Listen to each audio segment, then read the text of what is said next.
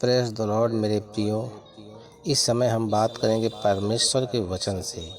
हम कई बार अपने जीवन में बहुत सी समस्याओं का सामना करना पड़ता है। सबसे ज़्यादा हमारे जीवन में समस्या होती है पैसों की।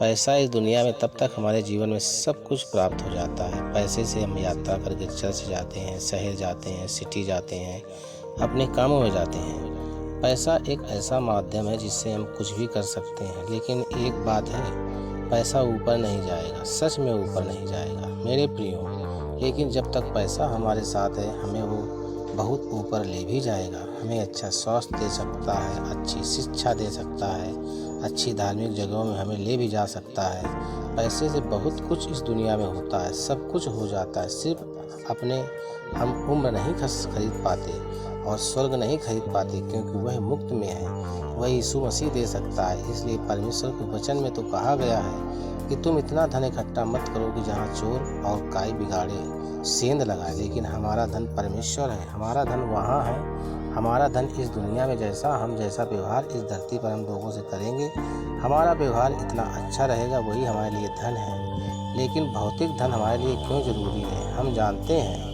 इसलिए हम इस वचन को पढ़ेंगे ताकि हमारे जीवन में आशीष ही आशीष रहे, क्योंकि यह वचन हमें कुछ ऐसी बातें बताते हैं, कुछ ऐसे ट्रिक हमें बताते हैं और माध्यम बताते हैं, रास्ता बताते हैं, ताकि हमारे जीवन में आशीष की कमी न रहे। सो आइए मैं इन वचनों को आपके सामने रखूँगा, हम पढ़ेंगे।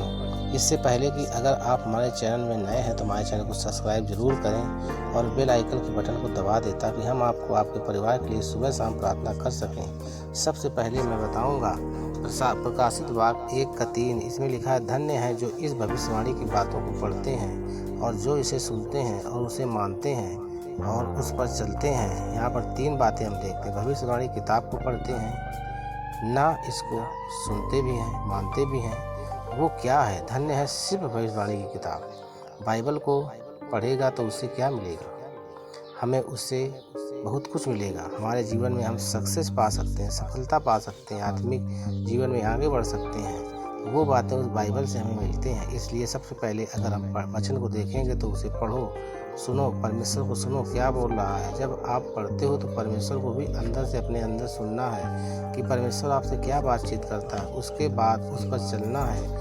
हम क्या होंगे? आशीषित होंगे, हमारे जीवन में आशीष रहेगा, हम धन होंगे, हमारे जीवन में कुछ चीज़ की घटी न रहेगी, कोई चीज़ की घटी नहीं होगी। जब हम 3 बातों को फॉलो करते हैं, परमेश्वर के वचन को पढ़ते हैं, फिर सुनते हैं और उसे मानते हैं। और दूसरा वचन मैं आपको बताऊंगा जो इतना आशीष के बारे में बताता है, जो हम गिन नहीं सकते। इतना पैसा हमारे पास आ सकता है। मलाकी 9:10, क्योंकि आप सब जानते हैं कि सारे दशमांश मेरे भंडार में ले आओ, ताकि मेरे भवन में भोजन वस्तु की कमी न रहे। ऐसा करके तुम मुझे परखो कि मैं कैसा भला हूँ, कि तुम्हारे लिए आकाश के झरोखों को खोल दूंगा और तुम्हारे ऊपर अपरंपार आशीष की वर्षा करता हूँ कि नहीं। तो परमेश्वर को वचन पहले हमें देखना है। हालेलुया।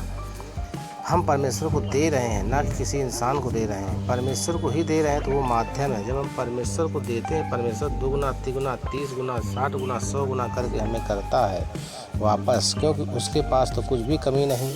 ना तो हम परमेश्वर को देते हैं, हो सकता है किसी भूखे को अगर हम खाना खिला रहे हों, किसी ज़रूरतमंद को पैसा दे रहे हों, वो परमेश्वर को देने के बराबर है। यह हमारे अंदर उस कपट को, उस बात को हमें त्यागना है। हमें स्वार्थी नहीं बनना, हम दूसरों के लिए भी जीना है, दूसरों के सहयोग के लिए भी जीना है। जब हम दूसरों की मदद करने लगते हैं ना, कि उस दिन परमेश्वर जानता है ये अच्छा आदमी है जो दूसरों की मदद कर और हमारी भी झोली में आशीष देता है। अपरंपार का मतलब क्या है? किसी का कोई पार नहीं, किसी का कोई पार नहीं। वो आशीष हमारे जीवन में इसलिए देगा मेरे प्रभु, जब हम परमेश्वर से प्रार्थना करते हैं तो ये बात ध्यान रखें कि परमेश्वर हमारे जीवन में आशीषित करेगा। उसने कहा, ऐसा करके तुम मुझे परखो।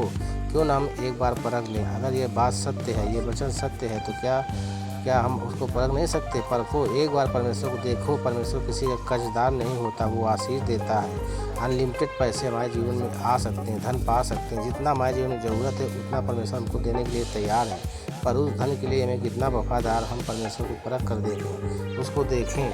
यस, आइए हम प्रार्थना करें। इन 2 वचनों के द्वारा परमेश्वर ने हमारी आंखों को खोला, हमें कुछ बातें बताया, कुछ हमें तरीका बताया, हमें रास्ता बताया कि हम कैसे हमने अपने जीवन में आगे बढ़ सकते हैं। आइए हम प्रार्थना करें। सर्वव्यापी खुदा, मैं आपका धन्यवाद करता हूँ। तेरा वचन को पढ़ने से, सुनने से, मानने से हमारे जीवन में आशीष आएगी और आपको देने से, आपके भंडार में, आपके भवन में रसवास लाने से प्रभु आप कहते हैं कि मैं तुमको अपरंपार आशीष दूंगा, आकाश के झरोखों को खोल दूंगा। प्रभु हमारे लिए हो जाए। प्रभु आपके वचन में लिखा है प्रभु आप झूठे नहीं हैं, बोला है खुदा आप सच्चा है, आपके मुख से निकलने वाला वचन सत्य है। प्रभु तेरा वचन हमारे जीवन में पूरा हो जाए।